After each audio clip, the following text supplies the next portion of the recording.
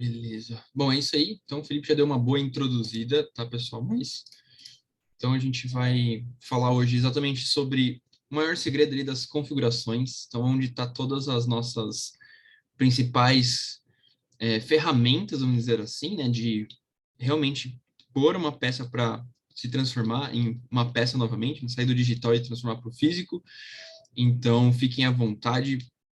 Aqui é bom a gente prestar muita atenção, que nem o Felipe falou, a gente vai fazer vários links com as aulas passadas, então a gente vai talvez ir retomando. O que que eu vou fazer, tá? Essa aula eu vou passar rapidinho pelos slides, só para fazer um passo a passo na mente de vocês, depois a gente vai pegar o software mesmo, e aí eu vou mostrar na prática como que faz as configurações, mexer e aonde isso afeta, a gente vai vendo juntos ali com a mão na massa, tá bom? Então, eu vou passar rapidinho, mas a gente vai depois voltando passo a passo e acompanhando como faz a cotação, como que faz a programação das peças, beleza?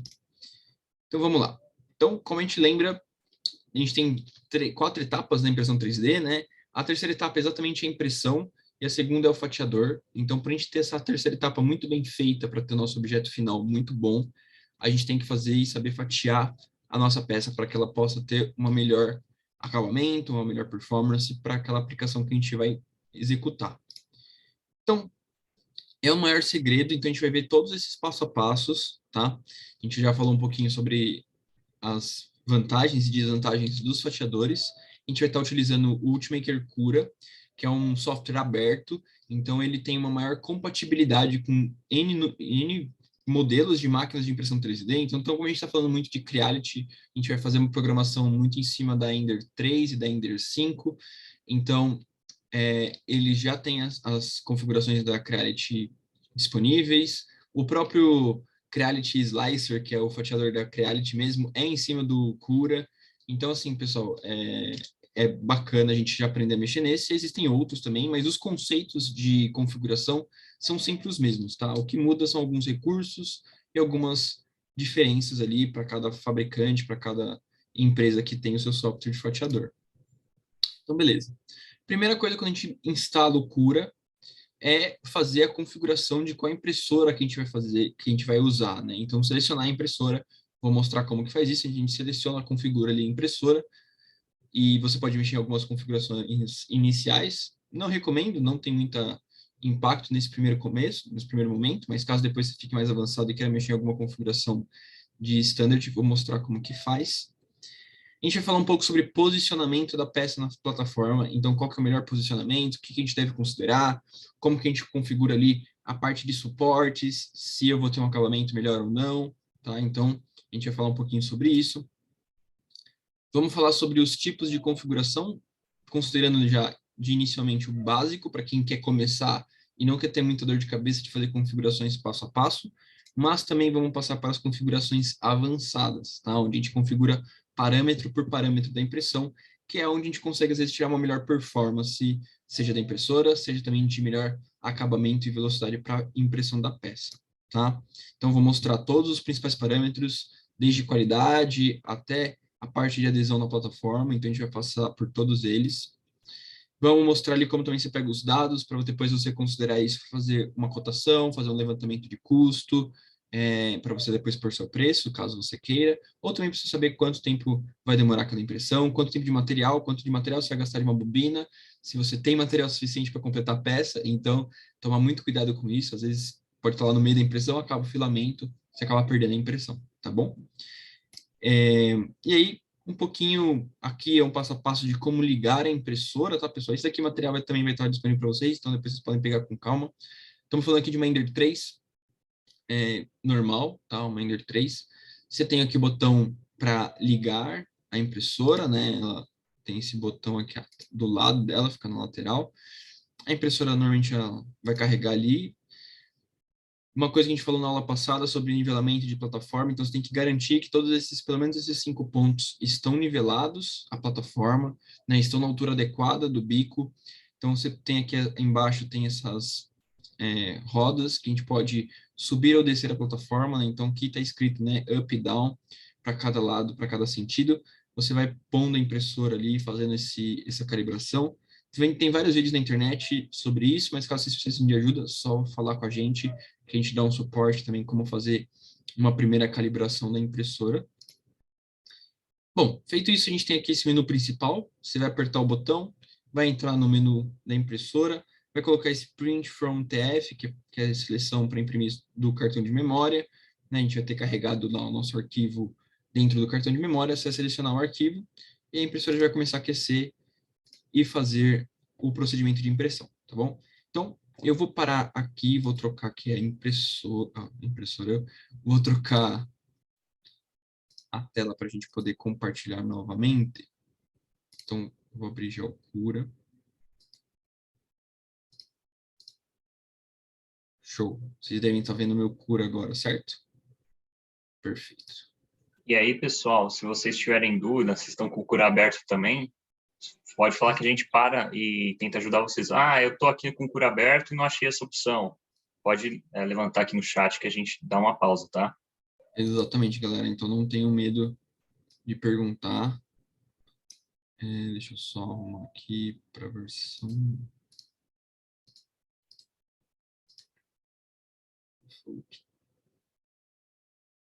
Gente, tá vendo? A gente usa tanto tempo a mesma... Aqui, volta aqui. Pronto, beleza. Fechado. Então, quando a gente vai pegar o Cura, ele vai vir aqui sem impressora, tá? Que são as impressoras que a gente normalmente usa aqui na Foremost. Mas ele vai vir sem a impressora. Normalmente já a configuração padrão dele é um bico de 0.4. Aqui a gente tem diversos materiais, tá? Então, normalmente tem aqui os genéricos, ABS, PLA, PTG, PC, nylon, RIPS. Isso é muito mais para o programa entender o quanto de tracionamento ele tem que fazer no filamento, tá? Então, é muito mais para configurações standards do código G, que é o código que a impressora em si lê, tá bom? Então, a primeira coisa que a gente tem que fazer é adicionar uma impressora aqui, né? Então, a gente vai procurar uma impressora que a gente quer. No caso aqui, se fosse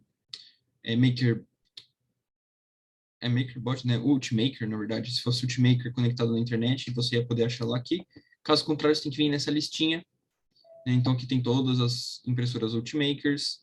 E aqui tem por fabricante. Não vai fechar, tudo bem. Temos aqui por fabricante. Então, tem, pessoal, diversos fabricantes, tá? Então, aqui, todos eles em FDM, tá bom? Então, aqui temos diversas impressoras da Creality. Temos a Ender 3, que é a tradicional, que nem a gente mostrou ali nos slides. E temos a Ender 3 Pro, que é a nova versão, tá? Então, a gente pode usar a Ender 3 normal. Vai adicionar, que nem eu falei para vocês, aqui é onde a gente pode mudar os parâmetros standards, tá? Da impressora. Então, por exemplo, tamanho da plataforma, comprimento do eixo Z, tá? Aqui a gente tem algumas informações sobre o zero da impressora. Isso não impacta na impressão em si. Aqui a gente tem o G-code, tá vendo, pessoal? Isso daqui, ó, que a gente tá vendo, ó, G, isso daqui é o código G que a gente chama. Então, o que o fatiador faz? Ele transforma tudo que a gente colocar aqui nesse sistema, nesse software, por a peça, fatiar. Na hora que ele fala que gerou um arquivo, ele gerou um arquivo com vários códigos G desses, que são códigos de CNC, tá? É uma linguagem em que a impressora entende, interpreta, e ela faz ali a transformação para eixo XYZ, é onde as posições que ela tem que ir para poder imprimir material, tá bom? Então aqui tem a parte de Start G-Code, caso vocês queiram fazer alguma mudança nesse Start G-Code seria aqui, e End G-Code aqui, tá? Aqui a gente configura o nozzle, né? Então, como a gente falou, se a gente pode ter uma impressora que está usando, em vez de 1,75 milímetros, pode estar usando a de 3 milímetros de extrusão. Então, você pode mudar aqui, caso for esse o caso. No nosso caso, a gente vai manter 1,75, que é o padrão, tá bom? A gente põe Next, e ele já vai ter configurado aqui a impressora, tá? Aí aqui a gente pode vir aqui, trocar o material, caso a gente estiver usando algum outro material, tá? Mas a gente vai poder mexer nas configurações de material depois também, ali pela configuração. E aqui o tipo de nozzle. Então, a gente tem desde 1 milímetro até 0,2, que é o mais tradicionalmente usado no mercado, você pode usar. As impressoras, quando você compra, normalmente ela vem com a de 0,4, que nem a gente comentou na outra aula sobre a parte de acabamento ali do fatiador, tá? Perfeito, mantemos ali 0,4 e a gente vem aqui para essa área, onde é o que a gente tem de todas as configurações, vamos dizer assim, básicas, tá? Então, aqui é o padrão básico, caso você não queira mexer em nada, você pode usar essa configuração. Então, antes de mais nada, vamos pôr uma peça aqui para a gente poder fazer o fatiamento, tá? Então, vocês podem vir aqui em procurar na pastinha, tem diversas, né? Eu vou pegar aqui o nosso modelo do curso. Ô, Luizão, Oi. ó, pergunta da Letícia, tá? Na hora que você estava falando da alteração de parâmetros da máquina. O que é o zero da impressão? Zero da impressão, boa pergunta. Quando a gente vai começar a impressão, a cabeça da impressora ela fica num canto, né? Então, por exemplo, nesse caso aqui, estamos falando da Ender 3, esse canto é onde a impressora fica. Então, ela fica posicionada nessa ponta da plataforma, tá bom? Depois ela faz uma limpeza de bico, isso está dentro do start da impressão. Ela passa aqui, faz uma camadinha, a gente vai ver isso no fatiamento, vou mostrar. E depois ela vem para cá e começa a imprimir a peça, tá? Então, o zero da impressão é onde a cabeça da impressora vai ficar posicionada na plataforma, tá? Então, Ender 3, normalmente, o zero fica para frente. Então, a plataforma, se você olhar a máquina de frente, a plataforma vai estar recuada para você, né? A Ender 3 Pro é o contrário. Então, ela normalmente fica para frente, a plataforma. Então, depende ali do modelo da impressora, esses zeros variam, mas você pode mudar, tá? Isso não é uma coisa fixa, simplesmente o jeito que o programa posiciona a cabeça de impressão para esperar aquecer e depois começar a imprimir, tá bom? A gente vai ver mais ou menos como que isso funciona aqui na hora que a gente fatia, ele vai mostrar essa limpeza de bico que eu falei que ela aparece, tá? Então, beleza. Antes da gente começar, aqui, ó, se você segurar com o botão direito do mouse, você pode girar, né, essa área de impressão que a gente pode ver. Com o botão de esquerda a gente seleciona a peça e se você clicar fora ele não seleciona mais. E aí com o scroll do mouse, né, que é aquela rodinha, você consegue dar zoom ou não dar zoom, tá? Isso aqui é uma peça, nossa, Luiz, que peça estranha. Isso aqui na verdade é uma peça de calibração. Qual que é a vantagem dessa peça? Essa peça tem medidas específicas desse STL que a gente está falando, tá? Aqui a gente só consegue carregar STL. Aqui, tá vendo? Ele tem 3, 4, 5. Isso daqui é o diâmetro desse furo, tá? Esse daqui, você consegue pôr uma porca sextavada, tá? Então, aqui também a gente consegue ter outros parâmetros. Isso aqui é o quanto que a impressora consegue, para a gente medir na impressora, o quanto que ela consegue imprimir de distância, de vão, sem precisar pôr suporte, tá? Então, aqui a gente consegue medir. Então, aqui você consegue ver que tem aqui qual que são as distâncias. 2, 3, 4, 5, 6 milímetros aqui embaixo, e aqui em cima 7, 8, 9 milímetros aqui em cima, tá vendo? Então, você consegue usar essa peça, e ela, com uma única impressão, você consegue saber diversos parâmetros que só a impressora tem, e se ela tem uma qualidade, e saber até onde você pode explorar essas qualidades da impressora, tá? Então, aqui a gente também tem suporte de 25 a 45 graus, né, peça inclinada, vamos dizer assim, para a gente saber se eu precisaria ou não de suporte, tá bom? Então, aqui a gente está usando só de exemplo. Eu vou aumentar a escala só para a gente ficar um pouquinho mais fácil de ver essa peça na nossa plataforma. Então, se você clicar aqui, inicialmente ele vai vir nessa daqui, ó, tá vendo? Isso daqui é 000, é posição 0 da plataforma. Se você pôr aqui 10 milímetros, a gente vai jogar ela para 10 para frente aqui no eixo X. Você pode jogar ela para o lado, você pode vir aqui também no eixo e movimentar a peça para onde você quiser. Né? Para cima ela não vai deixar, porque, né, a peça tem que ter contato com a plataforma. Porém, eu posso pôr para baixo. Às vezes eu quero fazer um corte, eu posso pôr -1, tá vendo? Ele vai imprimir a partir de -1. Então, você consegue configurar aqui tudo isso nessa posição desse move. A gente tem aqui o scale também. Você pode dar scale em porcentagem. Então, se eu quero 150%, 200% maior, ou simplesmente aqui, ó, 50 por 50, 100 por 100, tudo bem. Ah, eu quero fazer uma escala não uniforme. Você tira aqui esse flagzinho de uniform scale, e se você pôr aqui 50, ele vai fazer só isso num eixo só. Tá? Então, aqui você consegue fazer algumas edições na sua peça. Não são todas, não são muitas, isso depende muito do que você vai imprimir, tá bom? Rotação, então se você clicar aqui, você pode dar um giro de 90 graus, você pode vir aqui e fazer giros menores, mas sempre, tá vendo, de 15 em 15 graus, né, que ele vai mudando, ou se você tirar esse flag aqui, ele também gira livremente em graus quebrados. Se você clicar aqui, ele vai resetar a posição inicial da peça. Aqui a gente pode fazer um mirror, né? Se eu quero fazer um espelhamento de uma peça, então eu tenho uma peça direita, você só vem aqui, Você dá um mirror, vai fazer a peça esquerda.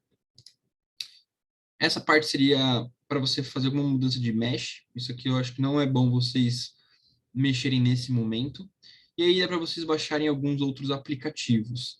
Aqui, quando a gente fala de Marketplace, a gente consegue baixar alguns aplicativos, alguns plugins que facilitam o nosso dia a dia, tá? Então, ele não está carregando, não sei por quê. Deu uma travada, boa. Então, aqui a gente tem diversos plugins, tá vendo? Mesh Tools e tudo mais. Cada um deles tem uma função. A gente tem aqui alguns, tá? Que estão instalados. Por exemplo, um Automatic Slicer, que no caso seria isso daqui, ó. Se eu pôr um play, a gente vai ver que toda vez que eu mexer numa configuração, eu tenho que clicar em Slice de novo. Esse daqui, se você deixar esse play pressionado, mudei uma configuração, ele já começa a fatiar de novo. Então, às vezes, ajuda a você reduzir alguns tempos. Mesh Tools, isso aqui é para ele auxiliar você a recuperar algumas falhas de malhas, tá? Então, o próprio software aqui do Cura já recupera algumas falhas. Não são todas, depende muito do estado do STL. Então, dependendo como for, você tem que fazer alguma outra modificação. Esse aqui é para a gente integrar com o Siemens NX, é um software de desenho mais técnico que a gente usa. Aí lá no Siemens já aparece um botãozinho Cura, você clica ali, seleciona a peça que você quer ali dentro do desenho, ele já vem para cá, já começa a fatiar. Então, são algumas coisas que ajudam a gente, vocês podem depois entrar lá e ver o que pode facilitar para vocês, tá? Então, beleza. Voltando para a nossa peça aqui. Ok, fiz o que eu tinha que fazer, mexi na escala, mexi na posição que eu queria da peça. Ok, o que a gente vai vir fazer aqui? Então, aqui, ó, a gente está falando de propriedades default, tá, pessoal? Então, tá vendo que quando a gente falou lá na aula passada sobre o bico de 0,4, que a gente poderia imprimir até 70%, 80% ali do diâmetro do bico? O próprio software já limita isso. A gente poderia chegar até 0,32, mas ele recomenda que seja até 0,28 para ter uma melhor qualidade da peça, tá? Então, aqui a gente está mexendo nas alturas das camadas, né? Então, lembra, quando eu fatio a peça, eu posso fatiar em camadas menores, que vão dar uma maior qualidade, ou camadas maiores, que vão me dar mais velocidade. Então, você pode configurar isso aqui, e aqui você pode configurar o preenchimento interno. A gente vai entender o que é isso, tá? Então, vamos deixar aqui com 0,2 e 20% de preenchimento para a gente olhar como que funciona. Vou por aqui para fazer slice, que é fazer o fatiamento, tá? Pronto. Então, a gente já consegue ver aqui que ele já me deu quantos metros de filamento eu gasto, ou quantas gramas, e também quantas horas que eu vou gastar para imprimir essa peça nessa dimensão que ela está aqui. Perfeito. Vou deixar o meu play ativado, para ele sempre que eu mexer numa configuração, ele ir fatiando novamente. E eu falei assim, beleza, Luiz, mas como que eu sei que a minha configuração está boa? Bom, a gente vem aqui ó, em Preview, tá? O Preview, ele vai mostrar como que é o caminho da impressora, tá? Então, assim, ó, aqui a gente está vendo que existem algumas cores, tá? Então, aqui o que acontece? O que for amarelo, estão falando de parte superior ou inferior da peça, são as camadas de acabamento. O que for verde, essa linha verde que a gente está vendo aqui, ó, são camadas internas. Linha vermelha, camadas externas, tá? E a parte, a gente vai ver, amarelo são a parte interna. Amarelo não, é um laranja. Vou mostrar aqui, ó, tá vendo? Esse laranja aí é o preenchimento. Então, o que está acontecendo aqui? Aqui, quando a gente mexeu aqui do lado, ó, eu consigo mexer na camadas, tá vendo? Tem 140 camadas. Se a gente for descendo aqui, a gente vai vendo o que a impressora vai fazer por camada dessa peça, até a camada 1, tá bom? Então, isso aqui é como a gente consegue ver se a nossa impressão está boa ou não. Por quê? Por exemplo, aqui a gente tem uma malha, tá vendo? Essa malha aqui é um preenchimento interno. Putz, é uma peça que vai sofrer muito esforço, uma peça que precisa ter mais resistência. Vou aumentar o preenchimento, vou aumentar para 60%. Ó, já está ali no meu play, ele já está fatiando, e aí, como eu estou aqui no preview, ele já vai gerar a vista para a gente. Tá vendo como ficou pequenininho agora a malha? Exatamente. Então, tipo, aqui a gente muda, se a gente quer 100%, vai virar uma peça sólida. Você vai ver que não vai ter mais preenchimento vazado. Vai ser várias camadas sólidas. Dá para fazer uma peça? Dá. Faz sentido? Nem sempre faz sentido fazer uma peça sólida. Tudo depende da aplicação, tá bom? Então, vocês podem ver que tudo impacta em tempo e em metros ou gramas de material, tá? Padrões que a gente usa. Em preenchimento, entre 15% e 20%, tudo depende um pouco da aplicação. Se for uma aplicação um pouco mais pesada, você pode pôr mais preenchimento. Camadas, tudo isso depende da qualidade, pessoal. Então, por exemplo, aqui a gente está falando de 0,2 milímetros, tá?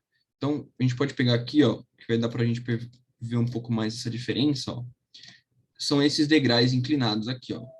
Se a gente mudar para 0,12, que seria mais detalhista, que a gente pode encontrar aqui nessa parte mais padronizada, aumentou o número de linhas que a gente tem aqui. Então, aumentou o número de camadas para fazer esse plano inclinado, entendeu? Então, tudo isso impacta na nossa qualidade, uma maior perfeição. Mas vocês estão vendo também aqui que não tem suporte, não tem nada, né? O suporte é uma cor azul, porque não está habilitado, tá? Então, a gente tem que habilitar o suporte aqui e aqui a adesão na mesa. Então, a gente habilita os dois para me mostrar para vocês a diferença.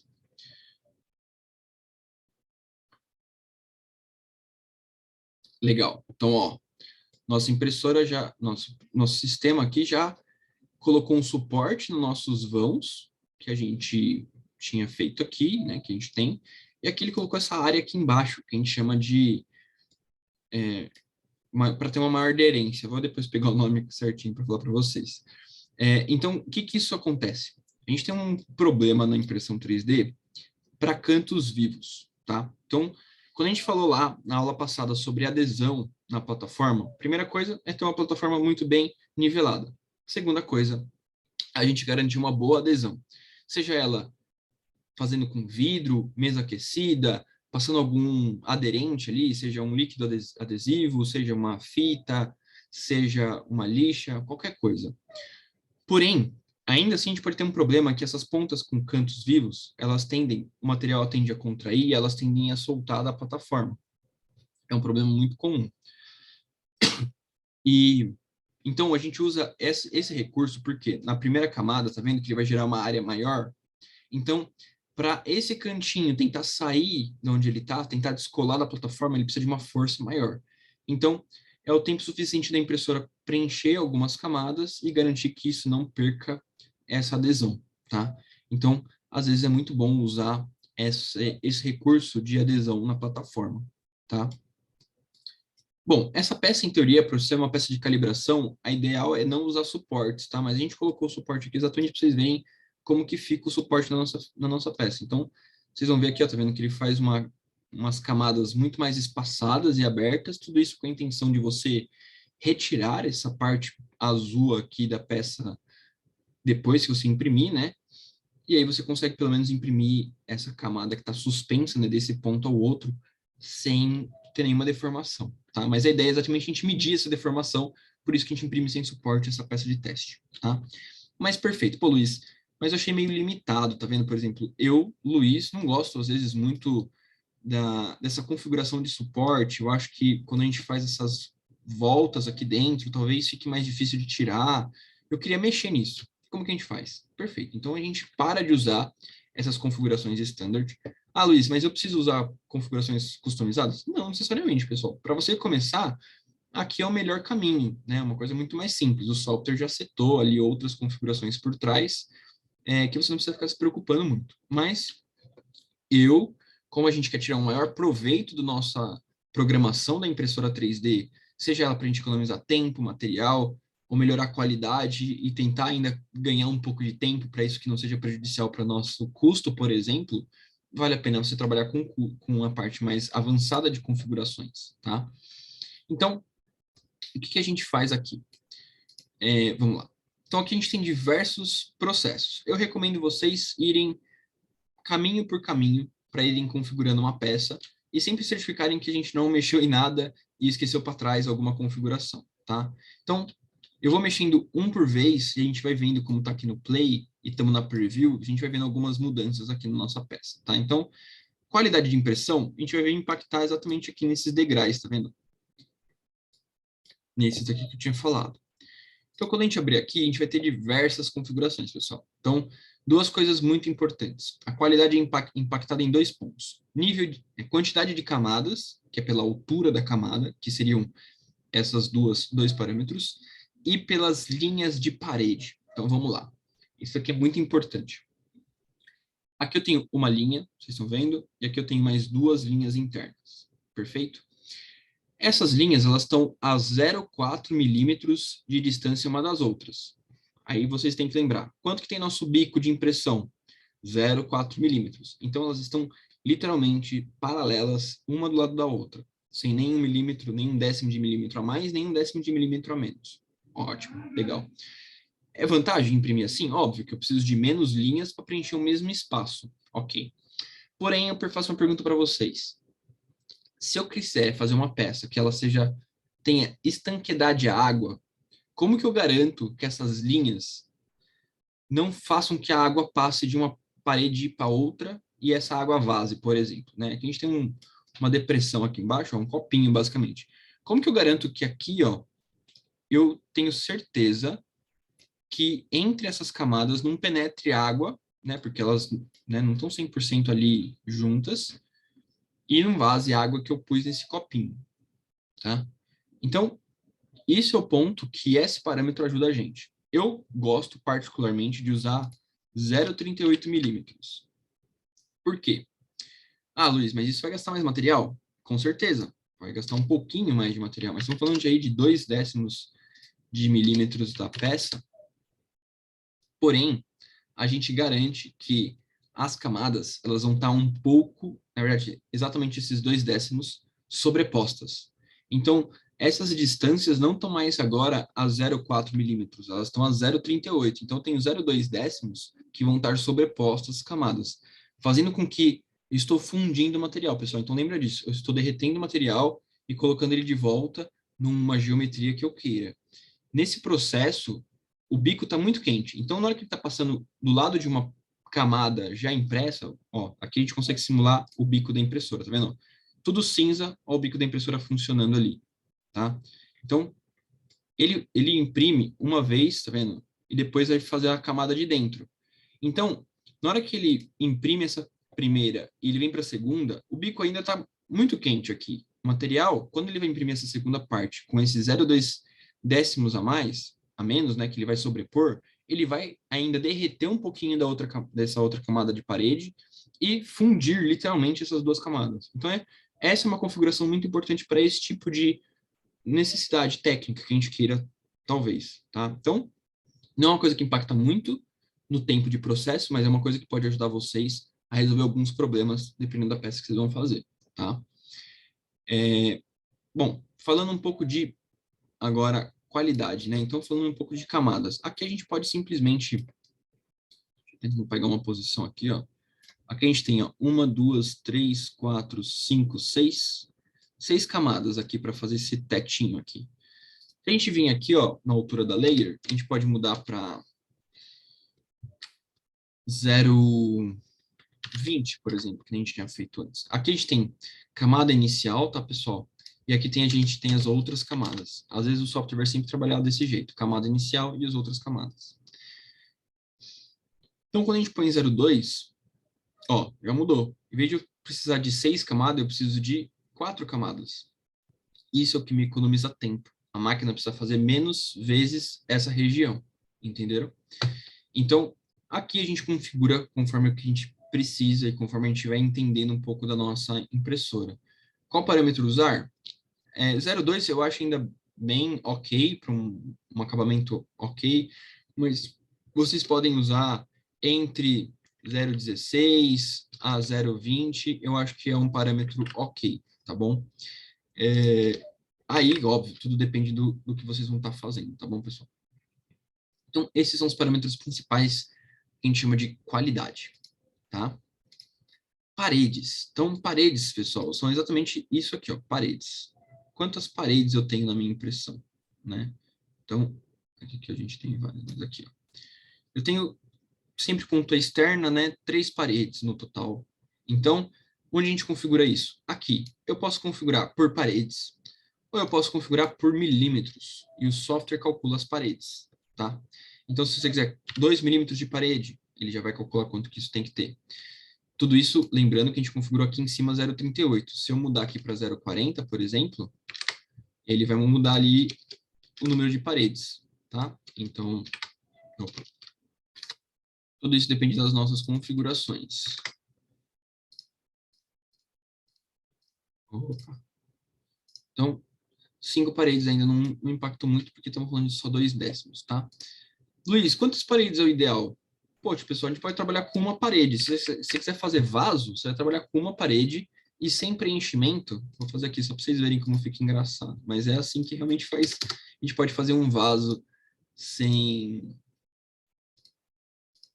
E aí a gente vem aqui, ó, e no topo a gente coloca 0 camadas. A gente vai fazer essa peça virar um vasinho. Então, olha lá, a gente tem uma peça onde eu tenho só paredes, só a base. Olha que legal. E eu não tenho teto. Então, se transforma em uma peça vazada, não vaso, né? Então, é uma peça sólida que virou um vaso. Então, isso é uma configuração que a gente consegue fazer, mas não era bem isso, né? E essa é uma super dica, hein, pessoal? Objetos É, que você pensa que não é um vaso, quem sabe transformar em negócio, hein? exatamente. Então, isso é uma coisa bem bacana. A gente pode fazer também, por exemplo, abajur, esse tipo de coisa. A gente consegue fazer com uma camada só e tudo mais. Então, são coisas que a gente consegue ir mexendo e imprimindo, tá? Então, a gente estava aqui em paredes. Paredes. Perfeito. Então, quantas paredes eu devo usar? Pessoal, depende do que for. Peça decorativa, mais que 3 paredes, eu acho um exagero. Também tudo depende um pouco da geometria. Se eu tenho uma geometria, por exemplo, um rosto com muitos detalhes e desníveis, às vezes vale a pena pôr um pouco mais de parede, porque eu consigo ter uma camada... Porque na parede sempre vai ter uma camada mais sólida, tá vendo? Se a gente pegar, por exemplo, aqui que está inclinado, sempre eu estou com uma camada sólida nas beiradas. Então, um rosto com muitos detalhes, às vezes vale a pena fazer isso para ter mais áreas onde eu tenho para apoiar, né, essas próximas camadas. Mas se é uma peça técnica, uma peça simples, geometria simples, pode pôr 2 camadas, é o suficiente. Mas, como eu disse, tudo depende da resistência que você vai querer da parede. Ah, não, é uma peça que vai ter uma aplicação técnica, então a gente pode pôr 6 paredes, vai ficar uma peça bem robusta externamente, tá bom? Perfeito. Aqui em paredes a gente não muda muito mais que isso, tá? Aqui tem diversas outras porque a gente está usando configurações avançadas, tá? Mas aqui a gente tem diversos níveis, de básico, avançado e expert. Vou deixar expert, vou deixar avançados, que aí tem uma redução. Perfeito. Bottom e bottom. Então estamos falando de superfícies de cima e de baixo, tá? Então, opa, mexi na peça. Então, quantas camadas eu tenho na parte inferior ou na parte superior da peça? Então, nesse caso aqui, a gente está usando 7. Mesma coisa lá que a gente viu na parede, pessoal. Posso usar em milímetros. Então, essas 7 camadas representam 1,26 milímetros. Ou eu posso usar em camadas, simplesmente. Tá? Um software, você pode pôr qualquer valor que você quiser, que ele calcula para vocês. Então, tudo isso também depende da resistência. A recomendação é trabalhar pelo menos com 6 camadas aqui de topo. Que é o quê? Garantir que a gente está vindo de uma camada, de uma superfície que tem vários vazados, certo? Então, a impressora ela tem que preencher esse vazado. Então, ela vai fazendo um movimento dela de impressão de camada. Então, ó, essa é a primeira camada de fechamento da peça, tá? Vamos por aqui para vocês verem como que ela fecha a peça. Deixa eu acelerar um pouquinho aqui, ó. Ele faz primeiro todo o contorno e depois ela vem fazendo o fechamento, tá vendo, ó? Então, isso ele está tampando um vazio que a gente deixou ali dentro, que é o preenchimento da peça. Então, a ideia aqui é que a gente tenha várias camadas para garantir que esse fechamento dessas superfície seja totalmente uniforme, tá, pessoal? Então, aqui é muito importante, pelo menos 6 camadas a gente consegue garantir esse acabamento superficial muito bom. Se for uma peça que necessita de maior resistência, vocês podem avaliar pelo milímetro, que eu acho que fica mais fácil para vocês fazerem, tá? Existe aqui, ó, essa configuração que chama Enable Ironing. O que é isso? A impressora, ela normalmente quando ela está fazendo aquele movimento, vocês estão vendo que ela está depositando o material na camada, beleza? Certo. Quando a gente habilita esse Enable Ironing, ele vai fazer uma última passada na superfície que ele imprimiu, que seria a última camada de superfície, só que sem deposição de material. Isso faz literalmente como se a gente estivesse queimando o material. O pessoal às vezes usa isso para fazer um acabamento superficial um pouco mais bonito, diferente. A peça tende a ficar um pouco mais fosca, mas tende a ficar sem nenhum desnível, vamos dizer assim, de impressão. Tudo isso depende, pessoal. Então, assim, cada impressora é cada impressora, então eu recomendo vocês a testarem para verem como fica o acabamento, se vocês realmente gostam ou não. O que acontece? Isso demanda mais uma passada na superfície, então demanda mais tempo, mas não gasta material, tá bom? Só para mostrar para vocês que tem esse recurso.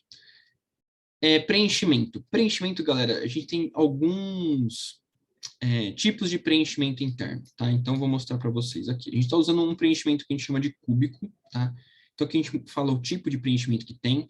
Isso pode variar para o tipo de esforço mecânico que essa peça vai sofrer, tá? Então, a gente tem um que é muito mais simples, que tende a ser um pouco mais rápido. Então, ó, nossa peça hoje está dando 11 horas e 6 minutos, gastando 25 metros de material. Se eu pôr grid, que é uma malha, literalmente, é uma coisa muito mais simples, um preenchimento muito menos resistente, ele ajuda a gente a ser mais rápido. Não mudou muita coisa. Então, grid, não, é lines eu acho que é mais rápido. Porque ele preenche uma camada num sentido e na outra camada ele preenche no outro sentido. Isso aí, a gente economizou quase nada também de material, de tempo. Mas esses tipos de preenchimento, às vezes eles garantem alguma mudança de tempo, tudo depende da geometria, tá? Mas na pior das hipóteses, a gente quer ser mais rápido. Uma coisa que é importante. Aqui, ó, a gente vê que a distância entre as linhas tem 2 milímetros, tá bom? Então, a gente tem 2 milímetros de vão. Lembra que nessa peça a gente tem uma configuração aqui de vãos? Quanto que a nossa impressora consegue imprimir de vão sem ter deformação? Ótimo. Essa informação que a gente tira dessa peça é muito importante para esse momento. O quanto que eu posso deixar de espaçamento entre linhas no suporte, num preenchimento, sem que eu precise mexer em alguma configuração. Então, sem que eu deforme essa superfície da peça. Então, essa informação a gente usa para cá. Por quê? Se eu quiser que ela tenha 3 milímetros, vocês vão ver que, na verdade, essa porcentagem aqui mudou. Tá? Vocês vão ver que vão ter menos linhas. Tá vendo? Ela ficou muito mais espaçada. E isso sim impacta diretamente no tempo e no material que a gente gasta da peça, tá? Então, se a gente vir aqui, por exemplo, vamos resetar aqui e vir para 10%, ó, 4 milímetros de distância. Então, se eu garanto que a minha impressora imprimir 6 milímetros de distância entre o ponto e o outro, sem deformar o fiozinho que eu estou colocando de material, eu posso vir aqui e usar esse tipo de informação para reduzir o meu tempo e o meu consumo de material num preenchimento interno da peça, em que ninguém vai ver. A qualidade não precisa ser super boa, mas eu preciso garantir que o material não se rompa, não tenha nenhum defeito na hora de eu fazer esse preenchimento da superfície, tá? Então, aqui a gente pode mudar, tem diversos tipos de geometria, algum deles ajudam em aplicações mecânicas, principalmente de resistência à tração, compressão, algum deles vão facilitar um pouco mais, às vezes, o preenchimento em geometrias mais complexas, né? Então aqui, pessoal, vocês podem literalmente brincar. Luiz, quais são os mais comuns? Ó, o cúbico é comum, zigue-zague, ele também é um pouco mais comum, depende da aplicação, ele pode ajudar um pouco mais no preenchimento da peça. O cúbico também, eu já falei, né? Então, ó, linhas, grid, cúbico. O giroide, ele é bem complexo, ele faz movimentos diferentes e 3D, então tudo isso depende muito, tá vendo? Eles fazem um movimento bem louco aqui, ele vai variando esses movimentos e mudando as direções do suporte. Isso ajuda a distribuir força, tá, pessoal? Então, tudo isso vai muito da aplicação mecânica da peça, tá? Mas, normalmente, se você quiser manter o cúbico, é o mais tradicional, eu acho que é o melhor, tá bom? Material. Então, aqui a gente está imprimindo temperatura do bico, tá bom? E temperatura de plataforma, tá? No Brasil, dificilmente 50 graus é temperatura de plataforma de PLA. Normalmente estamos falando de pelo menos 60 graus, tá? A gente recomenda usar aí entre 60 e 70 graus. O fabricante do seu material, ele vai colocar isso na embalagem do seu filamento, então você depende a recomendação do fabricante, tá bom? 200 graus também, às vezes, é uma temperatura que pode gerar alguns fios de acabamento na peça, no exterior da peça. Então, eu recomendo vocês a verem também a recomendação do fabricante, mas a gente usa entre 190 e 200 graus. Normalmente é o melhor, tá? Então, a gente tem aqui, ó, temperatura de impressão e temperatura inicial. Eu posso colocar uma temperatura de impressão de 195 e uma temperatura inicial de 200. Então, eu começo com uma temperatura um pouco maior e depois que eu faço a primeira camada, eu vou para uma temperatura menor. Isso pode ser a mesma coisa para a plataforma. Eu começo com 70 e depois eu vou para uma temperatura de 60 graus. Então, acho que depende muito ali do que você está fazendo, né? Da economia, às vezes, de energia que você quer ter. Se é uma peça que vai ficar muitos dias, muito tempo imprimindo, talvez valha a pena você diminuir um pouco a temperatura da plataforma depois que você garantiu que teve uma boa adesão. E aqui na parte de temperatura de bico, realmente você tem que seguir com um fabricante. Então, tem fabricantes que com 200 graus faz muitos fios, né? Mas tem fabricantes que com 200 graus não faz fio nenhum. Tudo isso depende da qualidade, da composição química que o fabricante tem. Então, isso é uma coisa que a gente sempre da Formotion que a gente busca ter uma melhor estabilidade. Então, a gente tem um desenvolvimento de alguns filamentos aqui com a gente, com um parceiro nosso de polímeros. E a gente sempre tenta garantir uma estabilidade maior nesse quesito, tá? Velocidade de impressão, literalmente velocidade de impressão. Então, a gente tem a parte de velocidade em dois parâmetros, tá, pessoal? Então, aqui a gente tem velocidade de impressão para preenchimento, então, a hora que a gente está fazendo essa parte interna aqui dos desenhos, para paredes, tá? E topo e inferior. O que a gente muda? Eu costumo não mudar nada. No máximo que eu faço aqui é, por exemplo, trabalhar com 60 milímetros por segundo, o software já faz todo o resto da configuração. Se você quiser mais rápido, é 70 milímetros por segundo, mas eu recomendo trabalhar entre 60 e 50 milímetros por segundo. Existem impressoras mais novas que tendem a ser mais rápidas, mas também velocidade, pessoal, é uma questão entre entender um pouco da geometria da peça e do material. Então, é uma coisa um pouco mais complexa, tá? Então, por exemplo, imaginem comigo. Se eu vou imprimir mais rápido, eu preciso de um material que ele flua mais rápido. Então, a ideia talvez seja você aumentar um pouco mais a temperatura do bico para que o material não tenha dificuldade de escoar pelo bico, para você garantir que a impressora tenha fluxo de material sempre igual para fazer a impressão da peça, tá? Se o fluxo de material muda por algum motivo na impressão, se ele fica um pouquinho menor, você pode ter alguma área da peça que vai falhar no preenchimento, entendeu? Então, sempre muito importante analisar temperatura, velocidade e acabamento, tá? Então, é muito importante a gente ter esses parâmetros muito bem observados. Uma peça de teste como essa pode te ajudar também, se você imprimir em diferentes velocidades, você pode ver qual é o tipo de parâmetro talvez você precise mexer para você regular um melhor acabamento. Viagem, né? A gente está falando aqui de travel, né? Seria viagem. Então, aqui é retraction. O que é retraction? Retraction é uma função.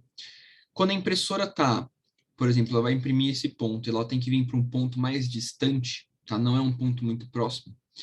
Para ela garantir que o material que está ali no bico, que está quente, no estado quase líquido, ele não pingue ou não escorra, formando esses fios que eu falei, a gente faz com que o motor de extrusão, ele não só empurra, mas ele puxa o material para trás. Então, quando ele puxa, ele faz um vácuo, vamos dizer assim, né, um pequeno vácuo ali no bico, garantindo que esse material não escorra, e aí ele não solta nenhum fio, nenhum resto de material, quando ele faz essa passagem de um ponto para o outro, tá? Putz, Luiz, eu estou imprimindo e ainda está fazendo alguns fiozinhos de um ponto para o outro. O que você tem que fazer? Você pode melhorar o retract. De como? A gente pode melhorar o quanto que o motor de tração recua o filamento, 6 milímetros, o padrão é 5 milímetros, mas 6 milímetros, 7 milímetros. Aí a gente pode melhorar isso, né, fazendo um recuo maior, evitando que tenha material na ponta do bico. Ou a gente pode mudar a velocidade que ele puxa esse material.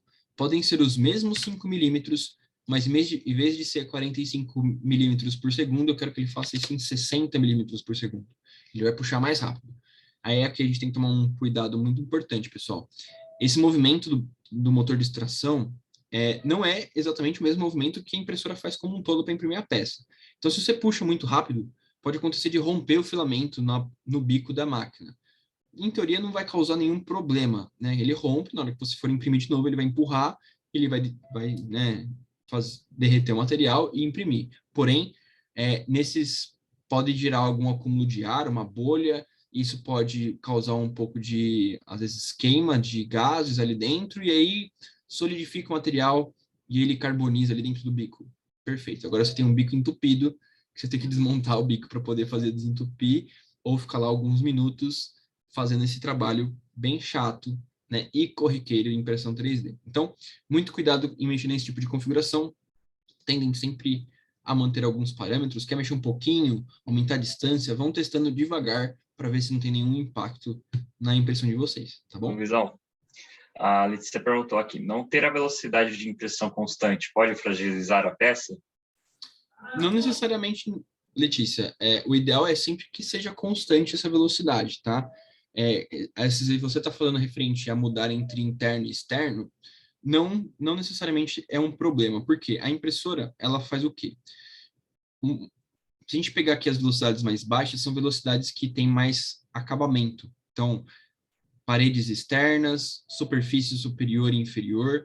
Então, isso são camadas com muito mais detalhe, onde que eu preciso garantir que o material esteja bem, né, assentado. Então, a impressora mesmo já faz isso para garantir uma qualidade melhor da peça.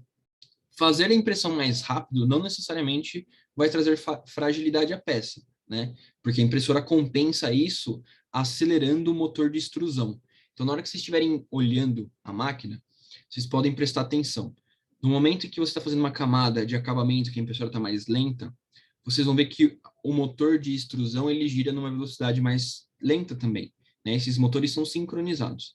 Quando você está fazendo uma impressão mais rápida, o motor de extrusão também funciona numa velocidade mais rápida, tá? Então, em teoria, você trabalhando dentro de parâmetros aceitáveis de impressão, que é no máximo 70 milímetros por segundo, mais do que isso, a gente pode estar realmente ultrapassando essas velocidades de sincronismo da impressão, você consegue garantir um fluxo de material constante para aquela velocidade que a impressora está imprimindo, tá? Então, o fabricante às vezes sempre recomenda no manual, se vocês olharem também tem algumas recomendações de impressão, tá? Então, eu acho que é sempre importante a gente ficar sempre atento nisso. Se você perceber que, putz, estou imprimindo uma velocidade muito alta e não está dando um acabamento ou está faltando material em alguma região, pode ter certeza. Tenta baixar a velocidade e ver se isso melhora. Não melhorou. Tenta aumentar um pouco nessa mesma velocidade que você está agora, aumenta um pouco a temperatura e vê se melhora. Melhorou. Então, realmente pode ser um ponto a se trabalhar. Existe aqui uma configuração. Deixa eu ver se está em material. Não. Deixa eu ver, não lembro exatamente onde que é. Opa. Deixa eu ver se tem aqui. Nossa.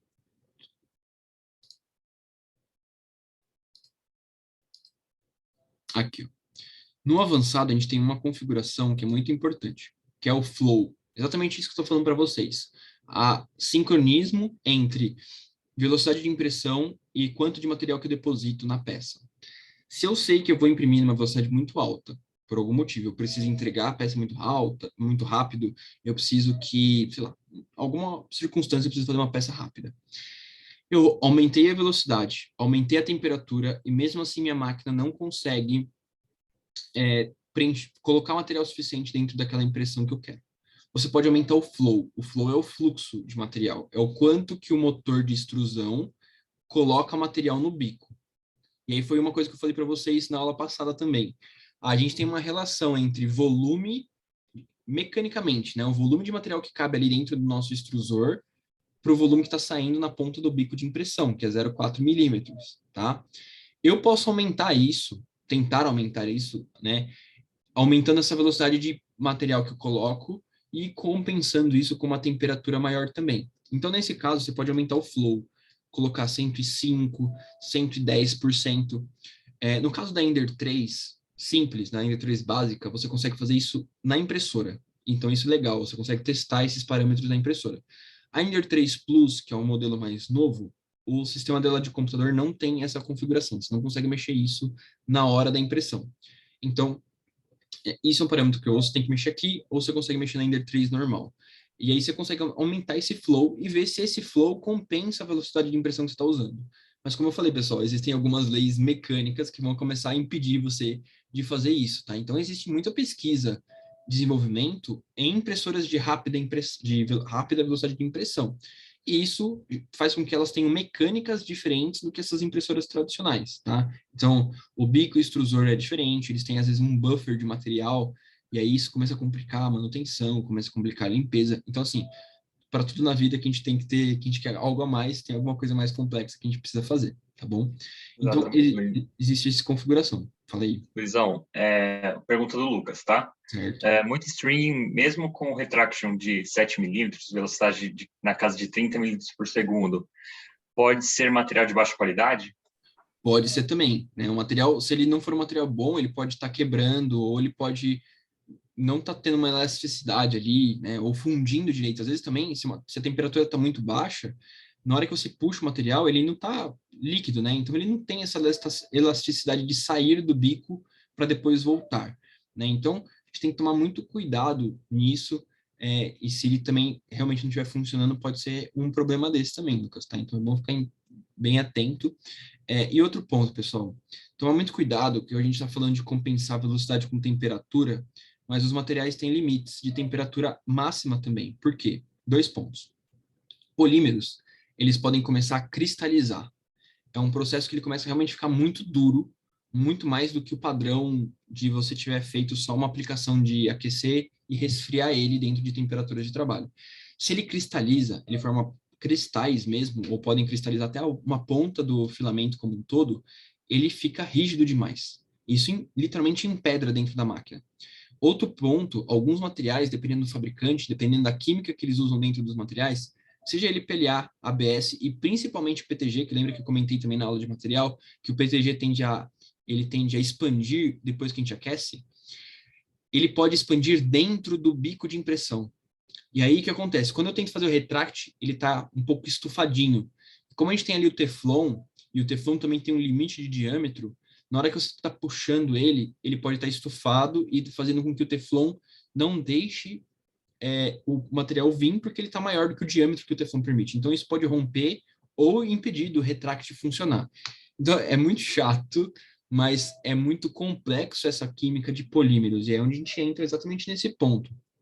Qualidades de materiais que a gente tem para trabalhar, às vezes impacta nessas performances que a gente quer tirar dessa impressão, seja na velocidade ou na temperatura. Então, existem materiais que têm estabilizantes químicos para serem trabalhados em altas temperaturas, exatamente para a gente poder trabalhar, talvez, com altas velocidades, né? Mas tem materiais que não. Então, se você pega um PLA puro, ele vai trabalhar ali com 200, 210 graus no máximo. Eu não consigo passar disso, senão ele pode cristalizar no bico de impressão, tá? Então, realmente, pode ser algum problema de material.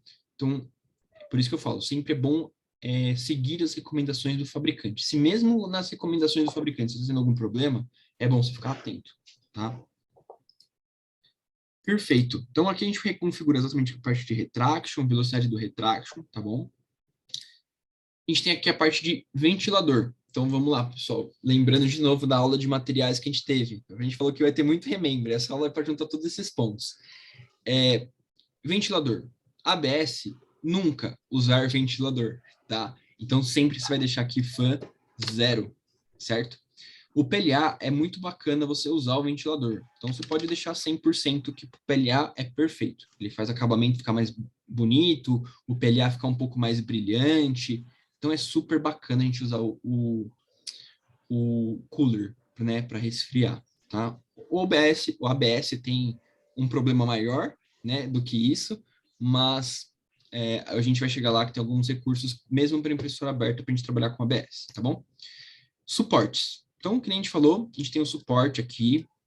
O suporte tem algumas configurações bem diferentes, e aí a gente vai exigir um pouco de prática, tá, pessoal? Aqui a gente está falando de, na hora que a gente olha para o suporte, tem essas duas partes, essas cruzinhas aqui, e a parte do suporte em si, que é essa parte mais azul clara. Qual que é a diferença? Vamos lá. Aqui, o suporte recomendo vocês usarem como normal por enquanto, não usem árvore, é difícil. Se eu tiro esse flag, não gera suporte. Se eu coloco esse flag, gera suporte na nossa peça automaticamente, tá? Ângulo do suporte. Então, a partir de 45 graus, a gente tem que ficar de olho se a gente precisa de suporte ou não. Se vocês virem aqui e colocar 40 graus, vai aparecer um suporte aqui atrás, ó, nessa última parte da peça. Porque aquela inclinação ali é de 45 graus. Tá vendo? Apareceu aqui o nosso suporte. Perfeito? Então, existem algumas configurações de suporte que são bem interessantes. Primeiramente, vamos lá. Eita, deixa eu pegar uma posição boa aqui. Opa. Distância XY. É essa distância entre a peça e o suporte. Numa peça inclinada, é o suporte mais chato de configurar, pessoal, porque a distância XY tende a ser uma das mais difíceis, porque eu não posso fazer com que ela tenha uma adesão muito próxima da peça, porque senão isso vai ficar fundido junto com a peça, eu não consigo tirar, e também nem muito longe, porque senão o suporte não faz sentido nenhum, ele ter a função de escorar ali a peça para ter um melhor acabamento. Então aí vocês vão ter que trabalhar nessa distância XY aqui, ó. 0,8, sendo que nossa configuração de bico é 0,4, então a impressora também não tem isso, tá? Se a gente pôr 0,2, vocês vão ver que vai ficar um pouco meio mais próximo essa distância XY. Então, para vocês verem, né? Ele preencheu aqui, ó. Só que ele preencheu com esse acabamento belíssimo, que eu não gosto muito. Como que a gente muda isso daqui? Bom, perfeito. A gente tem aqui, ó, zigue-zague. Eu acho que é o melhor suporte, tipo de suporte para fazer. O ideal, eu não recomendo a gente usar paredes, que parede faz isso daqui, ó. O zigue-zague, ele faz uma ida e uma volta. Se eu uso parede, ele fecha. Galera, para depois você tirar esse suporte, é uma força absurda. Então, eu recomendo vocês a não usarem parede. Coloquem 0, tá bom?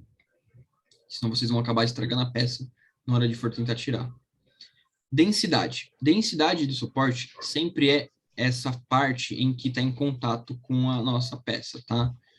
Então, 20% é uma densidade boa. Vocês podem aumentar para 30%, caso vocês queiram. Aqui embaixo, tá vendo? A interface do suporte que a gente está usando aqui chama grid. É esse xizinho aqui bonito, né? É um grid. A gente pode usar concêntrico. Eu gosto mais do concêntrico, porque ele gera uma superfície muito mais interessante, vamos dizer assim, de preenchimento, tá vendo? Ó, ele faz um concêntrico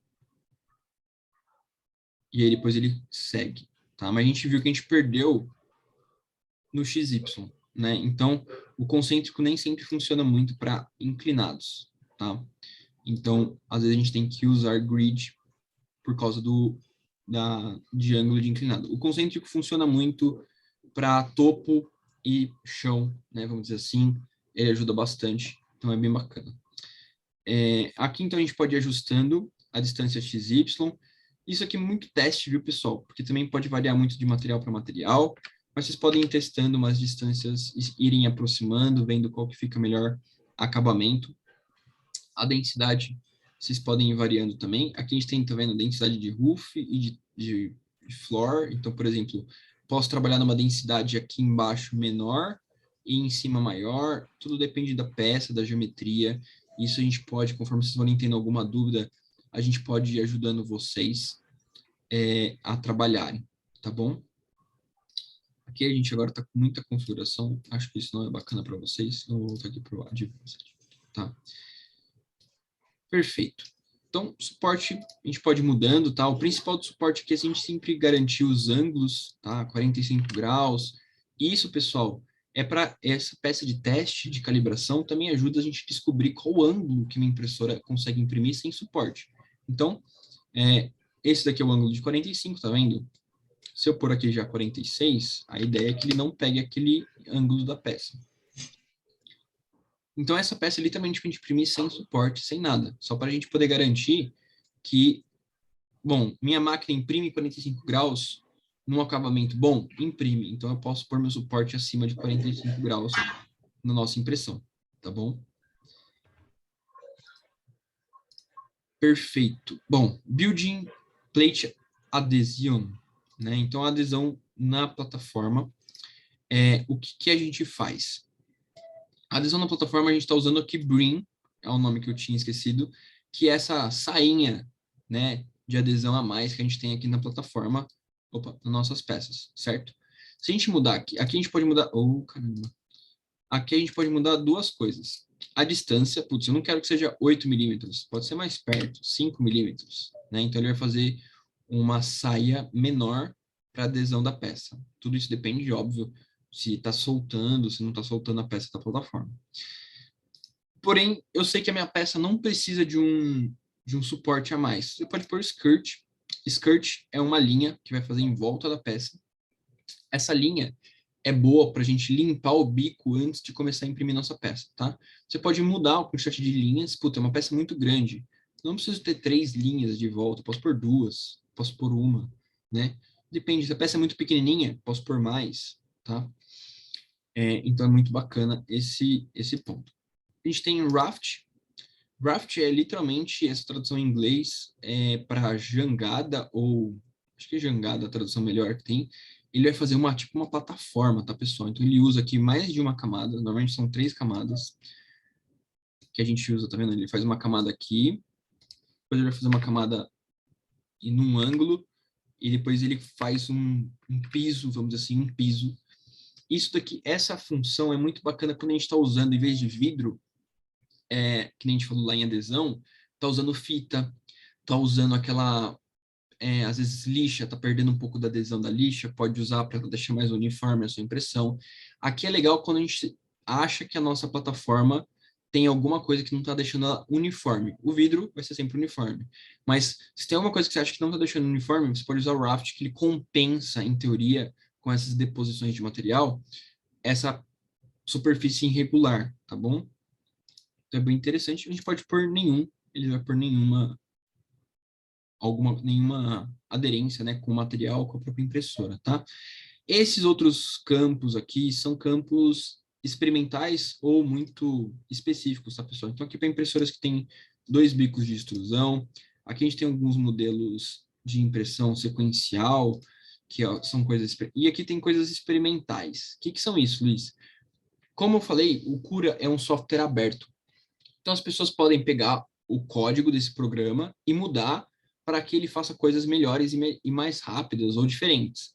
Então, a comunidade, às vezes, faz as modificações, a empresa que tem o Cura pega essas modificações e coloca aqui para experimentar. E eles vão testando. E aí, às vezes, eles acham que é legal ter alguma configuração nova e eles colocam essa configuração como padrão. Tá? Então, sai do experimental e acaba entrando aqui dentro de alguma configuração da nossa impressão, porque eles viram que é uma configuração que as pessoas usam e realmente vale a pena, tá? Então, é legal aqui, por ser uma comunidade aberta, está sempre sendo melhorado o nosso software, tá, pessoal? Um último ponto, eu sei que a gente já passou um pouquinho do horário, mas um último ponto que é bem interessante, é a gente olhar a posição da peça, tá, pessoal? Então, essa posição da peça, ela é uma posição muito ok, porque é uma peça que tem uma base plana e tudo mais. Porém, imagina que fosse uma peça que tenha que imprimir inclinado. Então, vou fazer aqui uma mudança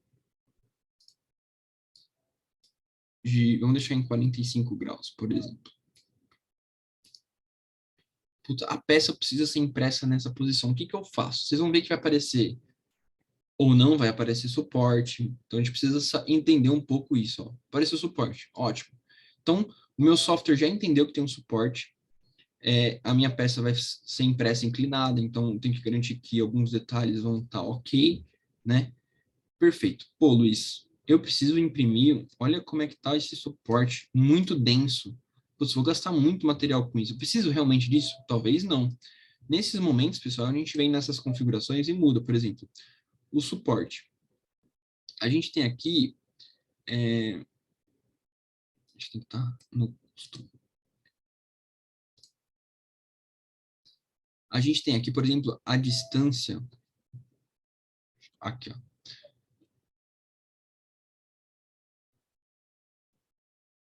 Interface, espera só ter certeza que é isso. Aqui, se eu pôr 10, para mim ter menos área de suporte.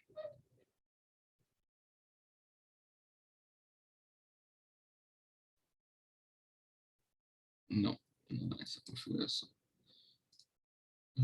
Agora não lembro. Densidade, não é densidade.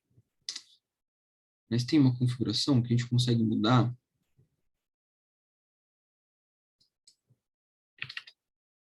para que essa distância das linhas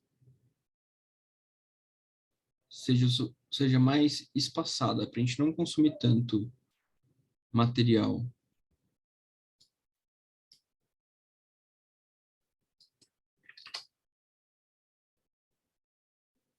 Só confirmar qualquer pessoa aqui.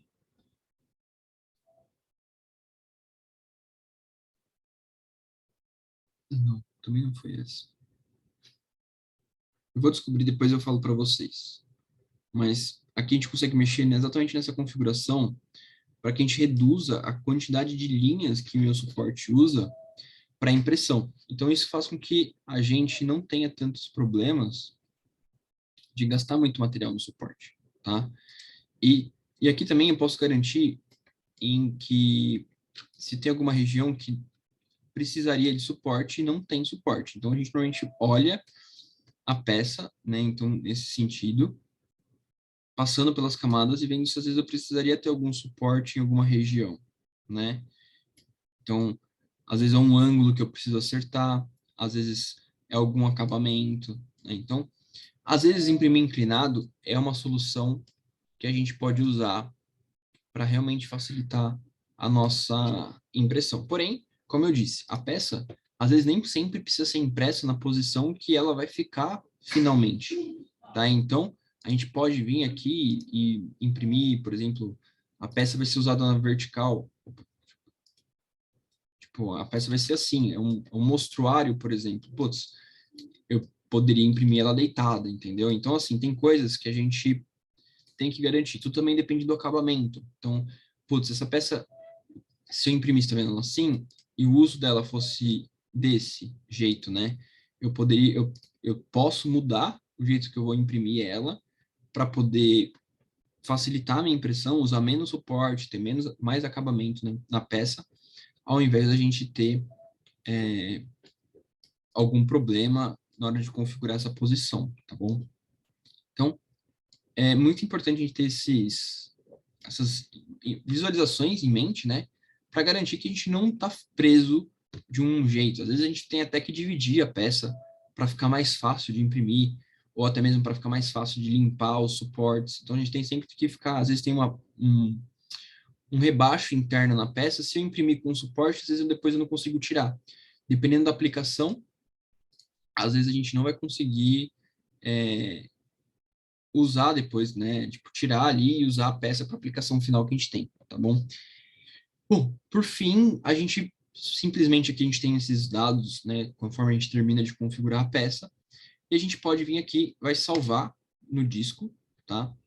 E você viu que ele salvou como G-code, né? Então, esse é o G-code que a gente vai pôr na nossa impressora, no nosso cartão de memória, e aí quando a gente for lá, vai selecionar para imprimir a peça, tá bom?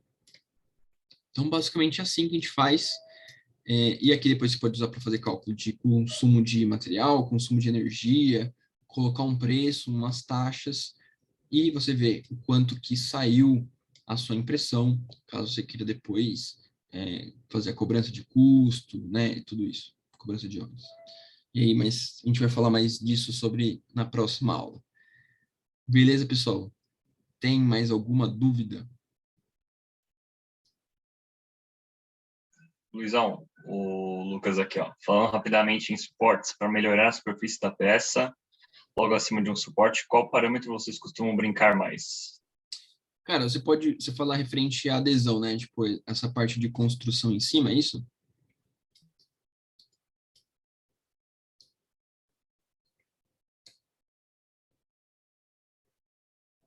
Porque normalmente aqui eu gosto de usar o concêntrico. Isso, com os casos das pontes. Isso. Então a gente pode usar muito mais o concêntrico, tá? Eu gosto dele porque ele dá uma uniformidade maior nessa região aqui próxima, tá vendo? A superfície. E ele fica um pouquinho mais fácil de você também destacar da peça, tá bom? Aqui você pode mexer bastante também com a interface. Então, por exemplo, dependendo do tamanho da peça, se a peça é muito grande, pode acontecer por mais que tenha tipo 30% ainda é um espaçamento de linhas do suporte muito grande pelo tamanho da peça. Então, aí você pode aumentar aqui a densidade. Então, por exemplo, às vezes não precisa aumentar a densidade do chão, isso é bem legal. O chão sempre é bom se a gente ter o menos possível de densidade, porque é o mais difícil de você destacar. A superior normalmente é mais fácil, tá? Porque sempre tem o stickness, que é nunca a gente imprime quase a última linha da peça. Quer ver? Ó, aqui eu coloquei, ó, eu subi uma linha com suporte, eu subi uma camada sem suporte e aí eu venho para a próxima camada, tá? Então, o teto, sempre eu tenho um espaçamento melhor para poder fazer um destacamento do suporte. Então, a gente pode trabalhar sempre ali com 30% no chão de preenchimento do suporte, quando é concêntrico, e em cima você pode brincar com o que você achar melhor, 50%, por exemplo. Então, para garantir que não vai ter nenhuma linha solta, que a impressora consegue fazer todas as camadas ali muito bem posicionado, né? Então, aqui, se a gente for ver, ó, tá vendo? Ele preencheu mais na parte de cima do que na parte de baixo. Isso é bacana.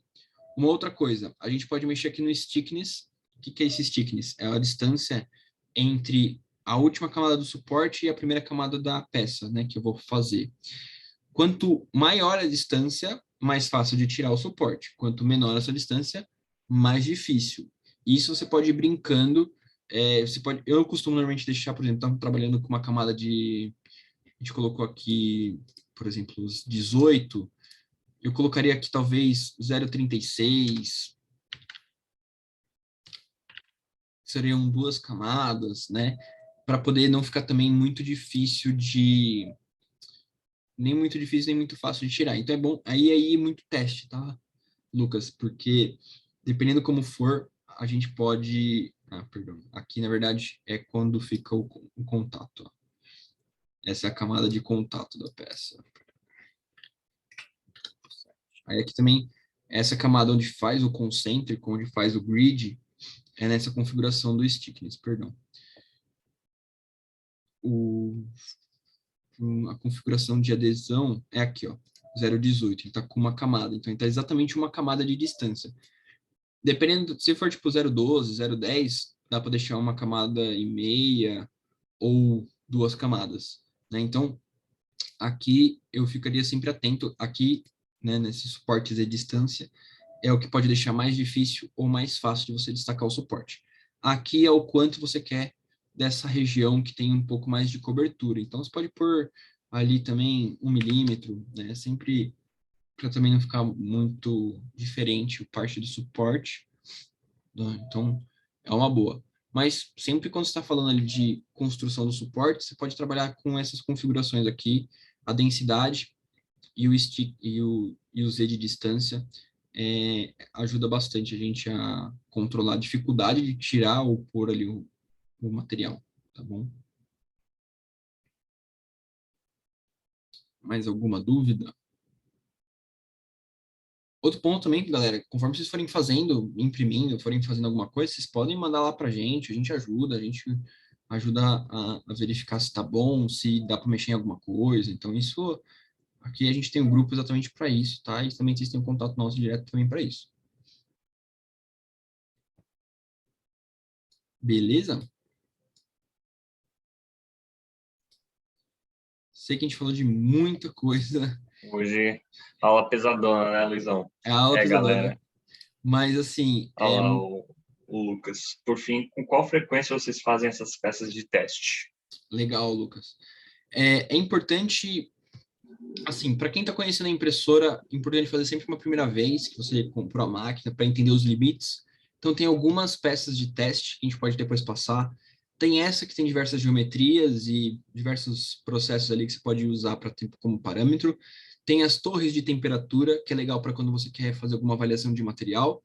Tem o nosso famoso barquinho, nosso bench, o barquinho em si, ele tem diversas geometrias, né? Mas assim, quando a máquina é nova, normalmente tá tudo certo. É bom você fazer um desses testes de geometria para ver se todos os motores estão todos bem configurados, né? Sem nenhum problema. e garantir que está tendo uma boa impressão de qualidade, você já consegue medir com eles. Então, se tiver algum problema, você consegue já pegar nesse primeiro momento. Mas, depois disso, você pode fazer por exemplo, troquei o bico, troquei o motor, mexi na correia, né? Quando você faz alguma manutenção, às vezes muito forte na impressora, você pode usar essas peças de teste para fazer, de calibração, para você ver como é que está a qualidade da impressão. Ou mesmo quando você percebe que talvez, putz, imprime uma peça e tem alguma coisa errada, né? Tem algumas peças de calibração que a gente pode imprimir e você pode ver se tem algum eixo, algum motor que está com algum problema, né? Então ele já identifica ali conforme você imprime essa peça de calibração, se tem alguma geometria.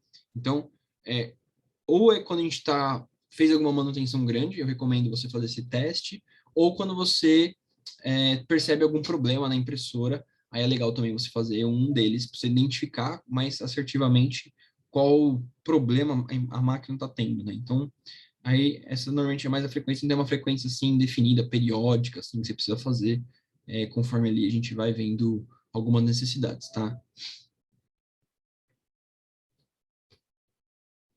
Show, muito bom. Perfeito, galera. A gente passou um pouquinho, a aula um pouquinho mais longa, mas com certeza muito aproveitoso ali. A gente tem diversas calibrações. Depois, vocês fiquem à vontade, pode mandar lá no grupo ou mandar para a gente também ajuda na hora de configurar, tá? Então, isso é super tranquilo. Tem algum problema? Puta, Luiz, pus essa configuração e desse problema. A gente consegue também, vamos ver, vamos descobrir junto o que está acontecendo, tá bom? Não, e se travar muito, pessoal, vamos marcar um tempo. A gente conversa na hora que vocês estiverem imprimindo, enfim. Pô, travei numa peça aqui, minha impressora tá dando um string muito louco aqui, eu preciso de ajuda para desvendar. E aí a gente investiga junto. Pode ser Exatamente. aqui, ou pode ser um monte de coisa. E realmente isso demanda investigação e às vezes a gente já passou por esse momento, tendo alguém do lado vai ser bem melhor, tá?